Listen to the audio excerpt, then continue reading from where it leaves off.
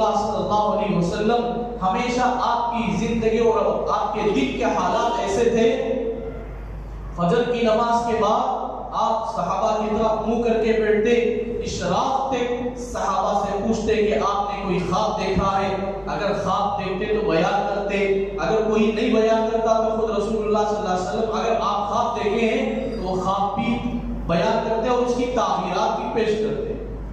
اور پھر گھر کو چلے جاتے۔ اشراق کی نماز کے بعد گھر کے کام کاج میں جو کام رہتا ہے، حضرت عائشہ رضی اللہ عنہا بیان فرماتی ہیں جس حالت میں میں رہوں اس حالت میں میری رہبری فرمایا کرتے تھے۔ رسول اللہ صلی اللہ علیہ وسلم اپنے کام میں مجھے ساتھ دیا کرتے تھے اور ان کے کام میں مجھے ساتھ دیا کرتے تھے۔ تو یہ عادت رسول اللہ صلی اللہ علیہ وسلم ہے کہ گھر کے کام کاج کرنے،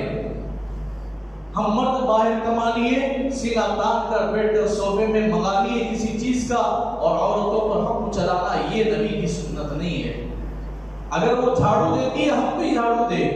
اگر وہ کوئی کام کرتی ہے تو اس کی ہم رہبری کریں۔ اللہ کے نبی صلی اللہ علیہ وسلم ہر کام میں آپ نے ان کی رہبری فرمائی۔ حضرت عائشہ فرماتی ہیں کسی کام میں آپ قدم پیچھے نہیں ہٹائے، ہر کام میں مجھے ساتھ دیا ہے،